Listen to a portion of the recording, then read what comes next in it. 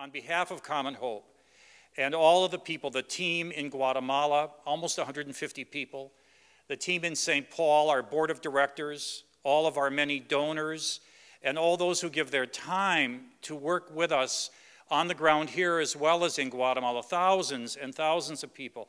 On behalf of them all, St. John's, I accept this award and I'm very honored to do so tonight. Thank you so much. In the fall of 1983, before Godchild or Common Hope was founded, I was on the staff at the Diocese of New Ulm, and I was sent to work with Guatemala with Father Greg Schaefer in San Lucas Toliman in Guatemala.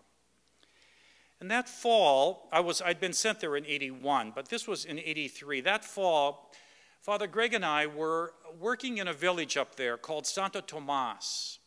And this village was in a rugged part of the mountains, and many times we had to walk into the village a distance where we'd stop the Jeep and just walk the last ways into this village. So one day as we're walking into this village, we came upon a Mayan woman. She looked very much like this. This actually is not a picture of the people that we serve in Guatemala. This actually is a picture of a woman who lives up in San Lucas, or in Santo Tomas. And she was carrying about a bushel of corn on her head, which is very common in Guatemala. And she was walking on this pathway into town. Father Greg and I were there together. And she stumbled, which is rare for a woman in Guatemala, to be honest, but she spilled her corn. Now, I don't know if you know much about the Mayan people, but there's this sound that you hear in Guatemala. This is the tortilla being made. They don't really have flour. Corn is the heart of their life. The creator God in the Mayan mythology fashioned a human person out of corn, fashioned a human child out of corn. The creator was a mother god, a maternal god.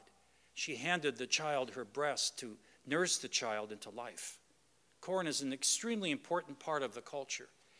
So she had maybe to her name, 4 or 5 bushels of corn to live the year.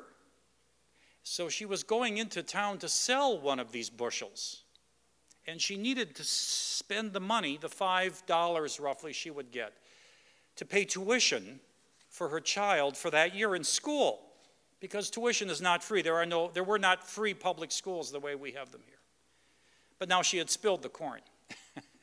Well, we don't walk by people in Guatemala. So we stopped to help her, of course, and we were picking up this corn. She was muttering something. She was muttering in Cachiquel, the local dialect, Mayan dialect. I'm not sure what she was muttering. I couldn't understand it, but I knew from the tone that she wasn't blessing the corn. Okay. She was unhappy about this. So we were in October. It's the very end of the rainy season, but there was definitely rain coming. And so she was in a hurry, and so we helped her, and she got this corn into town, and that was the story. She was actually taking it to San Lucas, which is where the market was. Well, 10 days later, Father Greg and I are back in Minnesota. We're on our way back to the Diocese of New Ulm. We're down in St. Peter, driving off of Highway 116 and up Highway 99 over to New Ulm. It's a very steep hill. So we're going up this hill. There was a big farm truck there, and it was loaded with corn, just loaded. It was overloaded with corn. And as it drove up that hill, the corn was running out over the tailgate, spilling down onto the highway. The truck just kept going. I mean, really, what's a bushel or two of corn? You know? Father Greg put his arm over on me. I was driving. He put his arm over on mine. He asked me to stop the car. He couldn't drive over that corn. He later wrote about this story, I think, beautifully. And I tell it to you tonight because it's so easy to forget how rich we are. We forget so easily. Oh, I know we think of ourselves as being middle class. We have modest homes. We're not the super rich. I realize that. We have a couple of cars, maybe a boat. You know, we have a closet full of clothes and shoes, though, don't we? Oh, I know we do. Yes, and I know we give to Goodwill, but still, really, we're very middle class, aren't we? But we're still among the world's rich.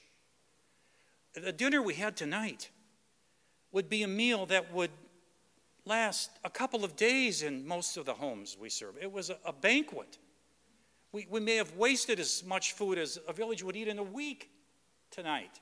We forget how rich we are. It's so easy for us to forget that. In light of all this, what can anybody do? It's just so darn easy to just, I mean, where do you start?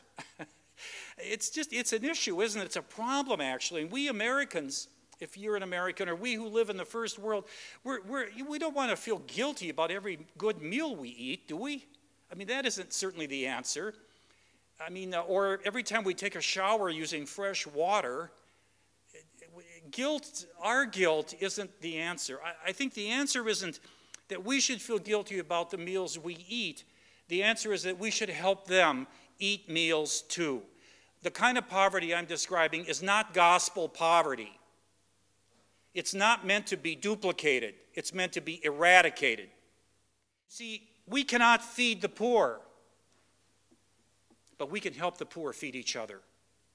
And that's really the goal. That's where dignity comes from.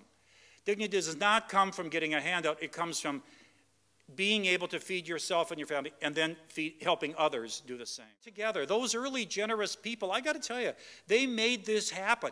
Without them, they had to agree to support this when nobody could see that it would work. As partners, we can just get so much more done, can't we? Thank you and good night.